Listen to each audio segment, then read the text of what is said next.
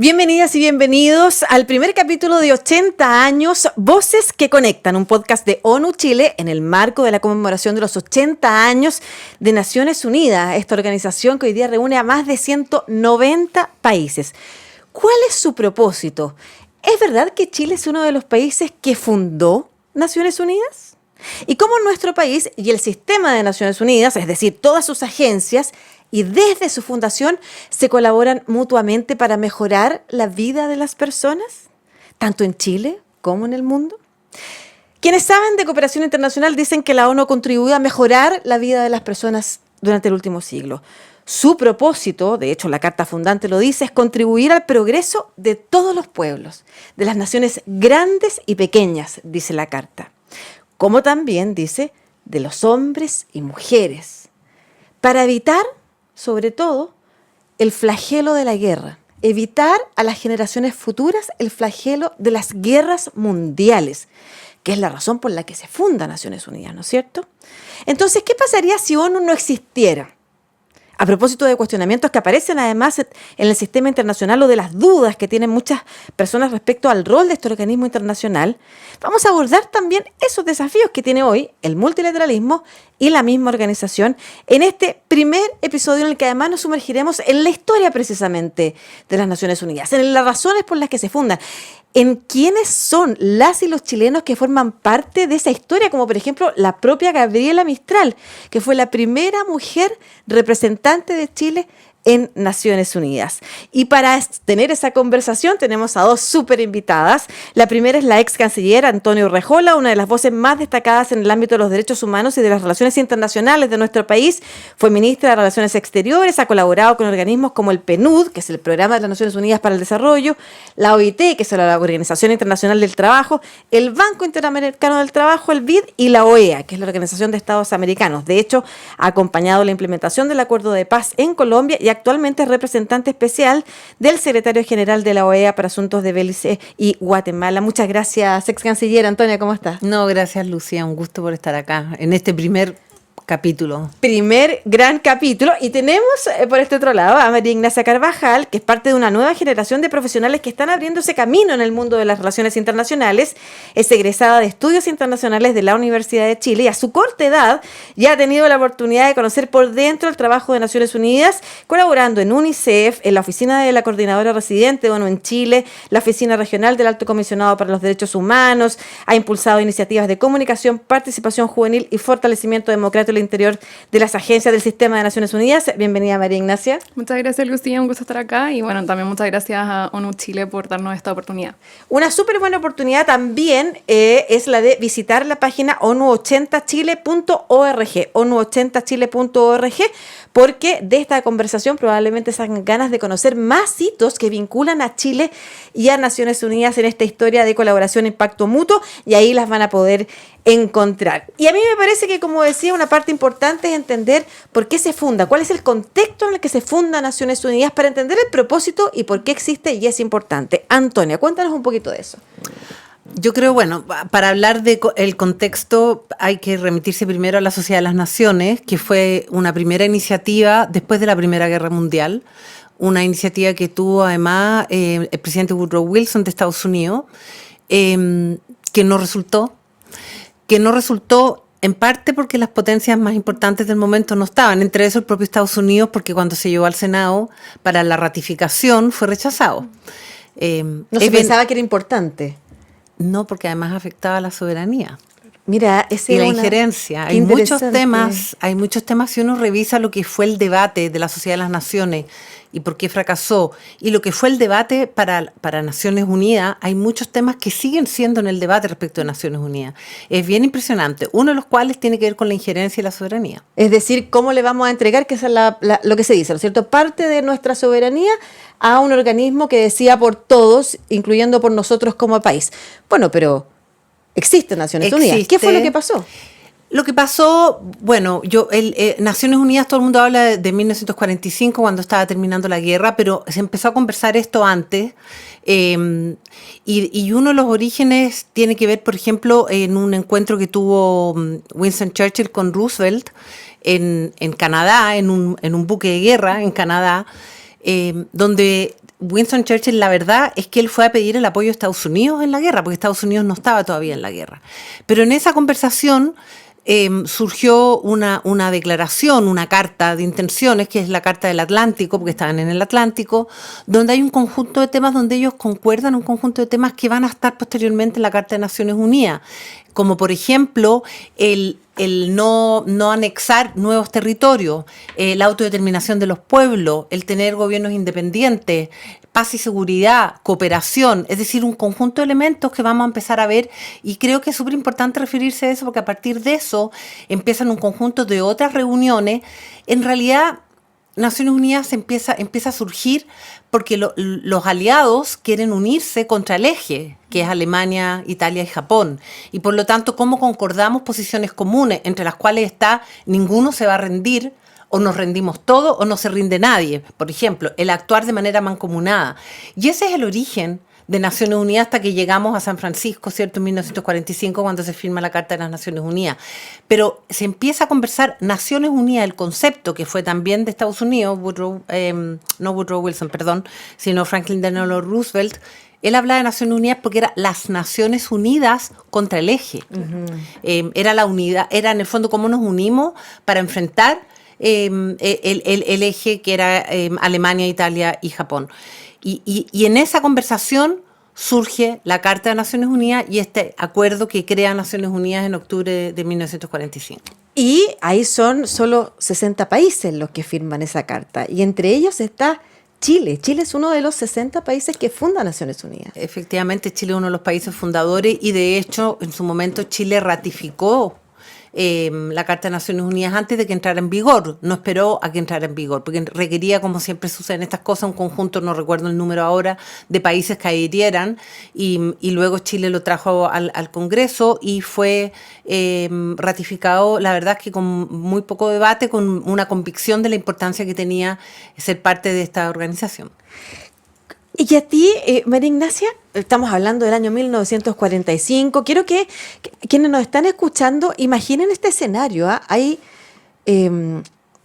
decenas de países que se han declarado en guerra.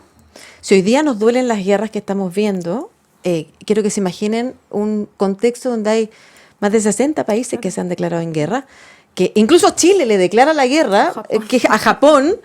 Tú no sabes qué te va a pasar. O sea, son países que están viendo las bombas cruzando, unos muchos más afectados que otros. O sea, realmente una guerra mundial. Y uno de los propósitos precisamente es evitar el flagelo de la guerra, así lo dice la carta que lo decía al principio, para las generaciones futuras, y para eso desarrollar una serie de acciones que van a permitir que los pueblos no entren en tensión. Ahí la cooperación, el progreso. Una cosa es ser una persona que tiene esa historia en su vida, ¿no es cierto? Y recordar lo que ahí se estaba viviendo. Pero otra cosa es ser una joven como tú, permíteme preguntarte la edad. 24. 24 años, que ya está inserta en este mundo. ¿Qué has visto de ONU? ¿Por qué primero te interesó precisamente Naciones Unidas? ¿Y cuál es el rol que tú has visto que cumple y su vínculo con el país?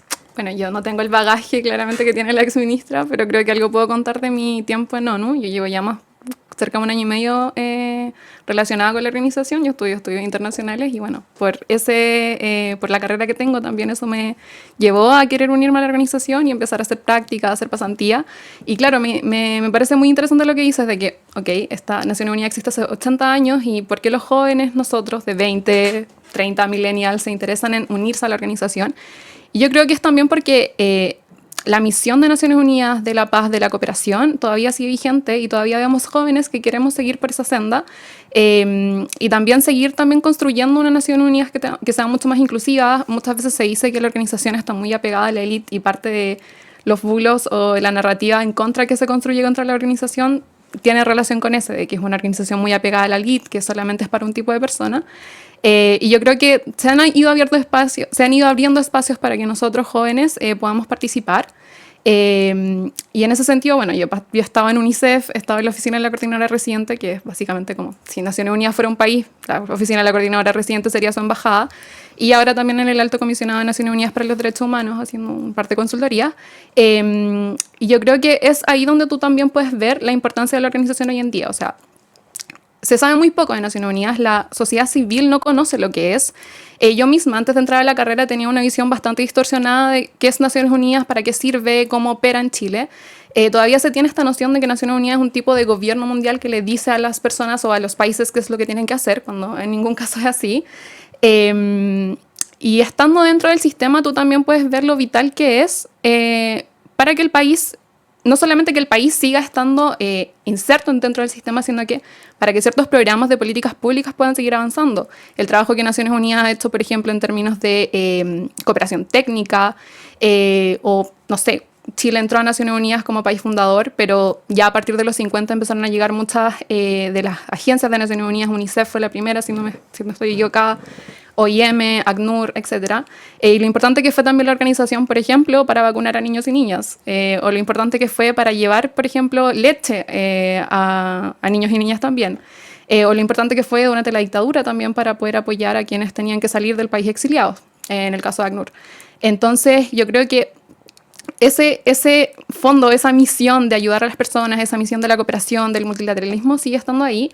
Y uno también como joven, que recién viene entrando al sistema, que le gustaría hacer una carrera dentro del sistema, también se da cuenta que eso sigue siendo así, que esa misión, a pesar de la crisis que pueda tener Naciones Unidas en la actualidad, esa misión sigue estando en cada una de las personas que trabajan dentro del sistema, y ha sido muy bonito también verlo desde dentro. Claro, porque como dice Ignacia, el trabajo de Naciones Unidas no solamente aparece en momentos de crisis. Hoy día hay funcionarios de Naciones Unidas trabajando en el sur de Chile tratando de conectar zonas rurales, por ejemplo, para que las personas tengan acceso a salud. A propósito de este logro que tenemos como país de ni un recién nacido, claro, muerto por el virus sincicial, la cooperación técnica y para distribución de la red de vacunas, por ejemplo. En este caso no es una vacuna, es otro tipo de inoculación la que se hace, pero que no ha permitido proteger. Este tipo de colaboración no se conoce, como tú bien señalas. Y ahí sería bueno algo que mencionaba Ignacia, que Antonia tú nos puedes ayudar. Dice, la gente no sabe cómo funciona Naciones Unidas, piensan que es como un país, otro país que manda, un gobierno que manda a los países a hacer algo. Y ahí sería súper bueno explicar qué es esta asamblea de países, o sea, cómo funcionan las Naciones Unidas. Y quizás una pregunta clave es diferenciar entre la asamblea de países, a la que tenemos generalmente acceso por las noticias que formulan que tienen que ver con los discursos de los jefes de gobierno, claro, ¿no es cierto?, jefes de Estado, una vez al año. Y por otro lado, los funcionarios de Naciones Unidas, quienes son los que están en terreno muchas veces haciendo el trabajo que los propios países le mandatan a hacer. ¿Cómo funciona Naciones Unidas? A ver, voy a partir un poco lo que estaba diciendo Ignacia. Hay un dicho que se aplica más porque rima a la Organización de Estados Americanos, pero es totalmente aplicable también a la ONU. Y es que, en el caso de la OEA no es más que lo que sus países quieren que sea. Entonces, cuando se critica Naciones Unidas de manera como si fuera un ente abstracto, independiente de los Estados miembros, lo primero es decir, pues no, los Estados miembros crearon Naciones Unidas, los Estados miembros son los que financian Naciones Unidas, los Estados miembros establecen las prioridades de Naciones Unidas, los Estados miembros establecen cuáles son los programas, los distintos mandatos, y por lo tanto cuando criticamos Naciones Unidas o hay estados que son tan contrarios a Naciones Unidas, olvidan que, siendo parte, olvidan que son ellos mismos los que tienen el deber de modificar Naciones Unidas. Quizás me voy a ir un poco por las ramas, pero te pongo un ejemplo. Hay un mandato del Consejo de Derechos Humanos que está en Ginebra, que hace mandato para trabajar en temas de derechos humanos y crea un montón de relatores especiales. Y hay un relator que es para ver la situación de la lepra en Japón. Ya no hay lepra. Y sigue el mandato y se discute todos los años. Son los propios países lo que algunos de esos países proponen ese mandato y los demás países votan para que siga ese mandato. Entonces, un poco yo creo que es bien importante para entender estos organismos que aparecen como entes abstractos, es decir, está conformado, sí, tiene funcionarios que responden a determinados mandatos que son acordados en los distintos espacios, partiendo por la Asamblea General, que es donde están todos sus Estados miembros, pero luego hay distintos consejos, hay distintas, no vamos a entrar en las comisiones donde se discuten las distintas materias, pero ahí se van fijando prioridades y se van fijando mandatos. Por lo tanto, son los propios estados los que pueden determinar esto sí, esto no, y estas son las prioridades. Y eso es súper importante, y a la vez rescatar lo que señalaba Ignacia y señalaste tú. yo creo que es súper importante, más allá de esta cosa de la Asamblea General que se reúne en una vez al año en Nueva York, o el Consejo de Seguridad, que están los importantes. Claro, los países que deciden si se para o no se para una guerra, por ejemplo, si hay un cese al fuego en las guerras que estamos viendo hoy día. Yo entiendo que eso puede resultar muy abstracto, pero luego efectivamente hay un conjunto de acciones de cooperación, de salvar vidas que hacen los funcionarios de Naciones Unidas en países subdesarrollados o en desarrollo. Y la crisis de Naciones Unidas, la crisis presupuestaria, la estamos ya viendo en África, no tengo las cifras, pero el rol de Naciones Unidas en África de salvar vidas de niños, niñas, a través de la vacunación, a través de la leche materna, ustedes mencionaron los temas, es un rol tal que hay unos cálculos, no tengo la cifra ahora, de precisamente por esta crisis presupuestaria ya no se está llegando a tantos números, y eso implica muertes, no implica que no voy a reconocer sus derechos desde su perspectiva, etcétera, etcétera, y que ahora no va a estar empoderado. Lo digo en un tono irónico porque es parte de las críticas. Implica la vida o la muerte. Y también Naciones Unidas, hay un dicho del segundo secretario general de Naciones Unidas, que es el nombre de la calle de la CEPAL, nunca lo puedo pronunciar, que es Dag Hammarskjöld. Gracias, sí. Y él define súper bien lo que es Naciones Unidas. Y dice, Naciones Unidas no está para llevarnos al cielo, sino evitarnos el infierno.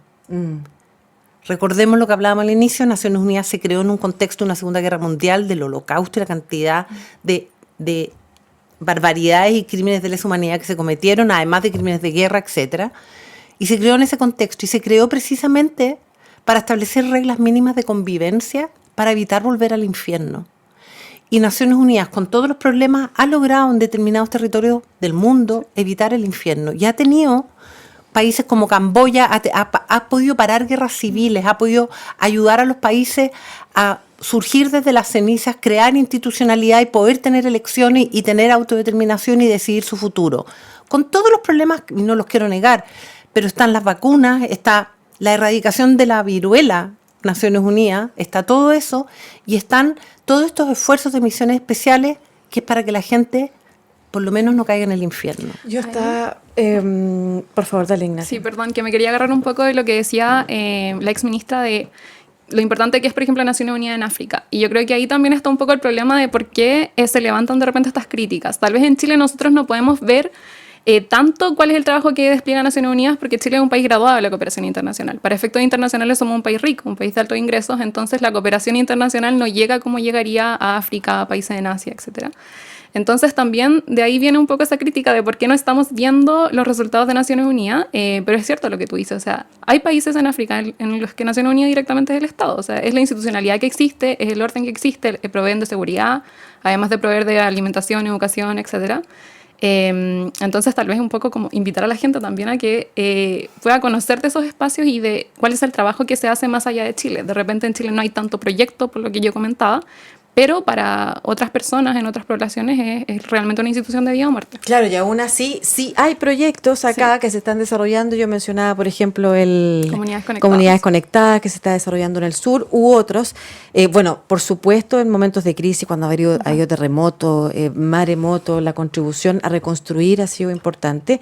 Pero también hay otras, como tú señalabas hace un rato, ayudas técnicas, información, que nos permiten a implementar políticas públicas. Vamos a estar conversando en otros capítulos también, ustedes los pueden ver en los otros capítulos. Por ejemplo, Chile es uno de los países más vulnerables al cambio climático. Cómo la cooperación internacional nos está ayudando a evitar problemas que podríamos tener hoy día o en el futuro en Chile.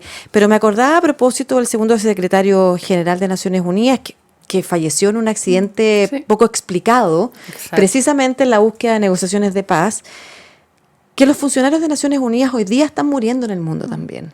No solamente las personas a las que no les llega ayuda, están trabajando en zonas de guerra que lamentablemente no se han podido evitar por la misma decisión, como tú lo señalabas, Antonia, de países que consideran que sí o no a un alto en fuego, por ejemplo, o a las sanciones.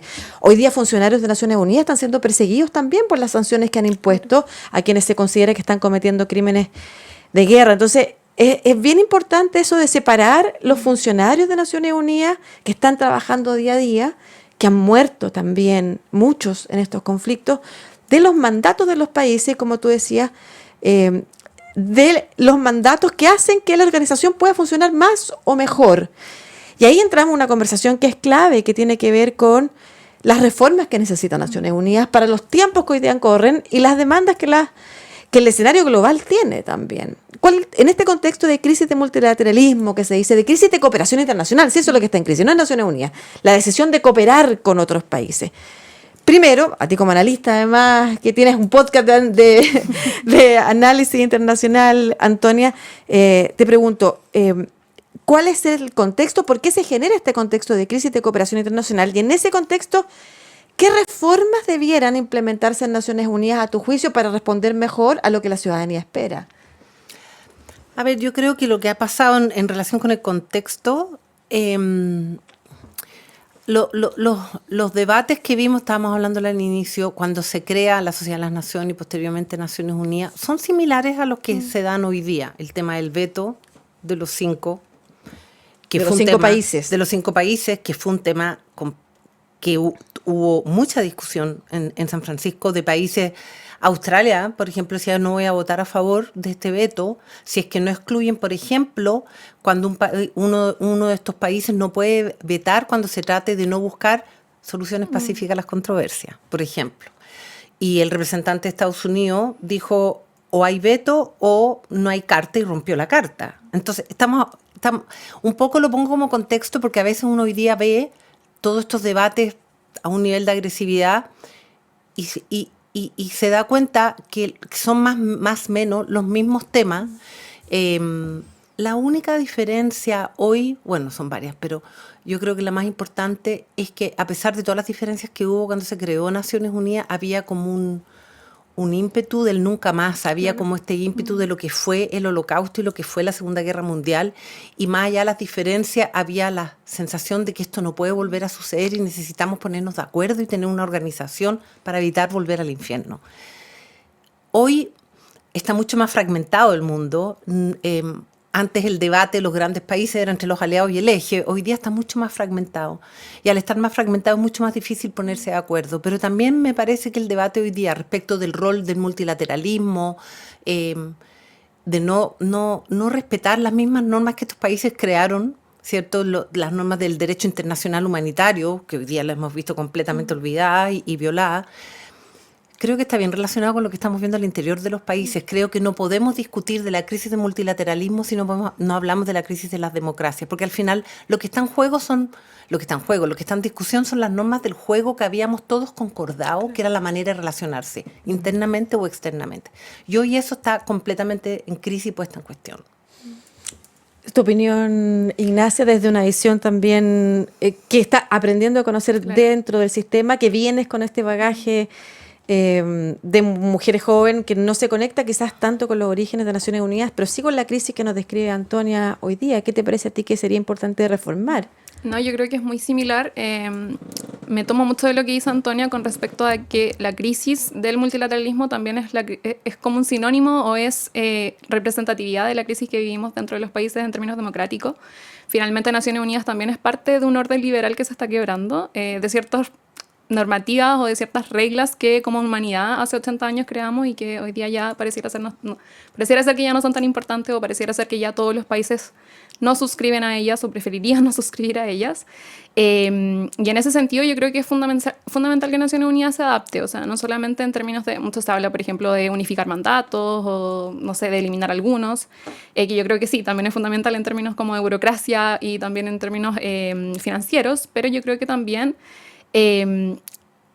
hice mucha relación con cómo acercamos el trabajo de Naciones Unidas a las personas, cómo hacemos dar cuenta de lo fundamental que sigue siendo y que va a seguir siendo en un contexto en el que todavía hay mucha guerra que se están llevando a cabo, hay muchos países que van a necesitar de cooperación internacional, y yo creo que Naciones Unidas en ese sentido es muy fundamental para ayudar a unificar toda esa cooperación. No sé, pienso en la cooperación internacional que va a llegar a Gaza en algún momento, o sea, alguien tiene que estar ahí. Lo fundamental que es Naciones Unidas en Gaza, por ejemplo, lo fundamental que va a ser o que sigue siendo en Ucrania, por ejemplo. Entonces, en ese sentido, el incorporar nuevas visiones, el incorporar nuevas voces, incorporar las voces de, por ejemplo, la sociedad civil en estas temáticas, y en la reforma también creo que es fundamental. Y no sé, seguir como rescatando y hablando de la importancia de la organización en la actualidad, no solamente hace 80 años. Claro, y estuve con Juan Somadía hace poco, un chileno fundamental también en la historia de Naciones Unidas, y que decía, y le decía a los funcionarios de Naciones Unidas que están un poco de capa caída también en este escenario, que Naciones Unidas nace en un contexto muy difícil y que a lo largo de su historia ha tenido que enfrentar muchas veces muchas dificultades de muchos gobiernos que aparecen y dicen no a esto o que se pelean. O sea, estamos viendo guerras, pero no estamos recordando las que se evitaron producto de la cooperación internacional. O de lo que tenemos, pero no sabemos de qué nos hubiéramos perdido. ¿Qué pasaría en el futuro si Naciones Unidas no existiera, por ejemplo? ¿De qué nos perderíamos? Para entender qué es Naciones Unidas, dejando fuera esta caricatura de que fuera como una empresa, sino que es una mesa en la que los países se reúnen a tratar de ponerse de acuerdo. Bueno, nos perderíamos de esa mesa, que aun cuando no haya acuerdo y aun cuando aparece como de lo que hablamos, un conjunto de personas de la élite que están discutiendo cosas lejanas, es un espacio de poder donde los poderosos se están poniendo de acuerdo en temas que no tienen solución de manera bilateral o que no tienen solución por una transacción, aun cuando hoy día pareciera ser que las transacciones es lo que lleva a la política internacional. Transacciones te refiere a negocios. Yo te doy esto y tú me das esto, yo un día bueno, tenemos un presidente en este hemisferio, ¿cierto?, que hace política transaccional, la política además de la zanahoria y el garrote. Y eso tarde o temprano no funciona, porque hay temas que necesariamente requieren ponerse de acuerdo y que requieren soluciones compartidas. El tema lo señalaba Ignacia, y tú decías, por ejemplo, para Chile el cambio climático, ¿qué saco yo como país? Decir, no voy a estar en ningún organismo multilateral, yo me voy a dedicar por mí mismo al tema cambio climático como si fuera un tema con fronteras el cambio climático. No tiene frontera. O, a propósito de todo el debate de las últimas semanas o más bien años en Chile, todo el tema de la migración.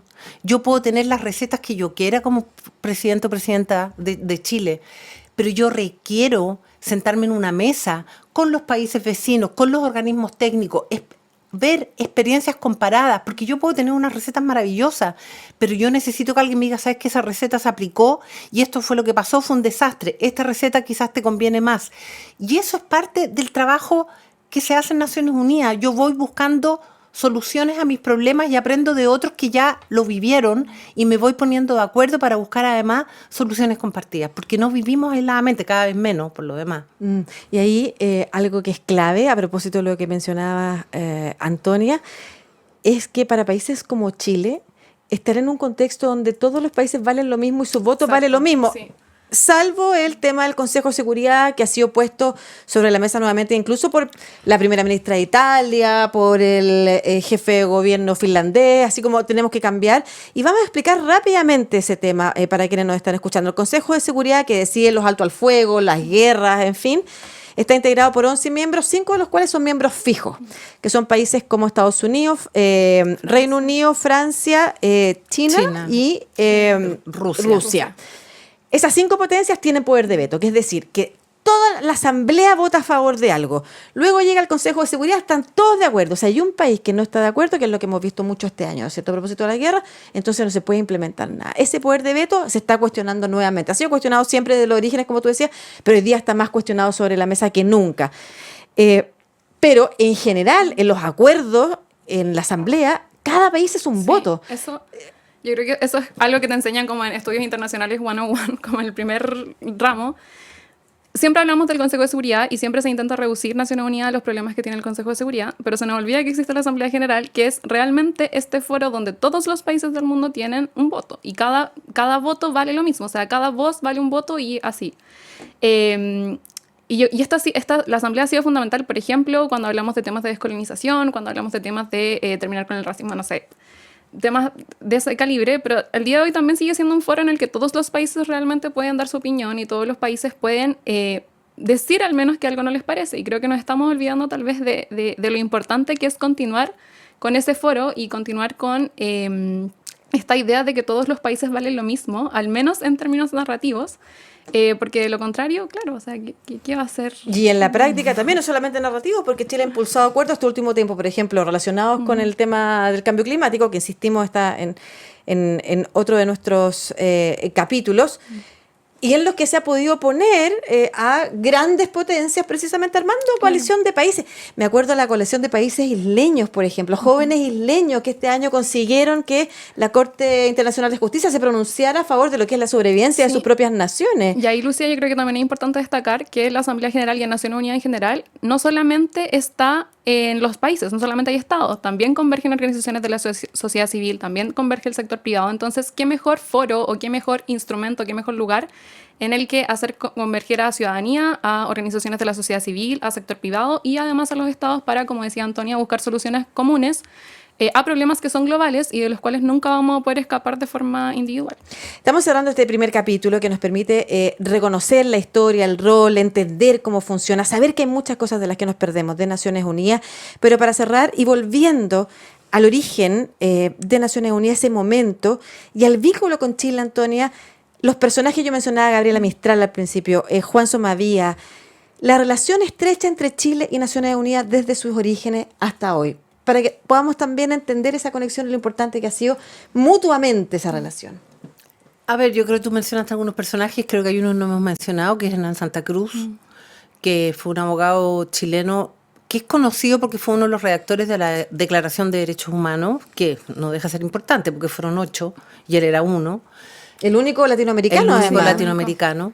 Pero además él fue primero él llevó precisamente, a propósito tú dices el único latinoamericano, ¿qué llevó él al debate a la Declaración de Derechos Humanos? Los derechos económicos, sociales y culturales, la mirada precisamente de Latinoamérica, donde la desigualdad es estructural y donde el acceso a la educación, a la salud, es un derecho fundamental, y en un debate versus, por ejemplo, Estados Unidos o el Reino Unido, que el tema eran los derechos individuales, y él señalaba, no valen nada los derechos individuales si yo no tengo que comer, en el fondo. Y él planteó el tema de los derechos económicos, sociales y culturales, y a partir de eso, él fue quien propuso la creación de la CEPAL, que es la Comisión Económica, ¿cierto?, que está acá en Vitacura, que se dedica al tema de economía y desarrollo, de nuevo con una visión desde la región, pero es un órgano de Naciones Unidas. Y él también fue parte importante del PNUD. Es decir, él tenía una mirada desde siendo abogado, pero su mirada tenía que ver con la realidad latinoamericana y finalmente desde una realidad que era Chile en la época de él, además en que la desigualdad era mucho mayor y un país mucho más pobre, donde él veía la desigualdad día a día y decía cómo organismos internacionales pueden ayudar a mi propio país en salir de la pobreza. Y él fue el que planteó estos temas de desarrollo y el debate entre subdesarrollo y desarrollo, que hoy día además habla del subglobal, etcétera, pero en el fondo tiene que ver con temas y lo llevó él con una visión que a mí me parece impactante, porque en el fondo él tuvo una visión no solo desde su experiencia personal, sino desde a quién representaba él. Y él no solo representaba a Chile, representaba una región. Y eso ha sido súper importante. Bueno, está la presidenta Michelle Bachelet, que fue la primera directora de ONU Mujeres. No sabemos lo que va a pasar respecto a si se podría convertir en la primera mujer secretaria general de las Naciones Unidas, latinoamericana también, para llevar la perspectiva de las mujeres de Latinoamérica a ese rol. Que vaya que dicen, y esto es súper significativo hoy día que estén ustedes dos presentes, porque vaya que dicen que se necesitan más mujeres en los liderazgos de... No, las negociaciones, las mesas de negociación, todo cambia cuando hay mujeres dando su perspectiva y dando la perspectiva de género también. Bueno, yo quiero volver a invitar a quienes nos están escuchando y nos están viendo a revisar la página de onu80chile.org, porque ahí también hay varias cápsulas que muestran los hitos, y entre esos hitos aparece el rol de las mujeres en la Fundación de Naciones Unidas, el rol de las mujeres, por ejemplo, en la Declaración Universal de los Derechos Humanos, donde estuvo Hernán Santa Cruz bajo el liderazgo de Eleanor Roosevelt, por ejemplo. Fue fundamental. Las mujeres que en esa época, año 1945, decía, por favor, que no diga solo hombres, que diga hombres y mujeres. Bernardino, me acuerdo, Minerva Bernardino de República Dominicana, en fin, una serie de mujeres que desde ese tiempo hasta ahora están dando la pelea también, están luchando por los derechos. Gabriela Mistral, la perspectiva de los niños y de las mujeres, en fin. Muchas gracias Antonio Urrejola, ex canciller chilena. Muchas gracias María Ignacia Carvajal, estudiante egresada ya de Estudios Internacionales de la Universidad de Chile, quien ha tenido la oportunidad de hacer varias pasantías y estar trabajando hoy día en algunas agencias de Naciones Unidas, tratando de llevar y abrir la voz hacia los jóvenes y la perspectiva de los jóvenes de estas agencias, que necesitan también de ese input para seguir mejorando mejorando en función de cumplir con su misión, ¿no es cierto? Lograr la paz y el progreso de todos los pueblos. Muchas gracias a las dos por estar aquí en este primer capítulo de 80 años, Voces que Conectan, el podcast de ONU Chile. Muchas gracias a ustedes también por acompañarnos. Muchas gracias. Felicitaciones por el podcast.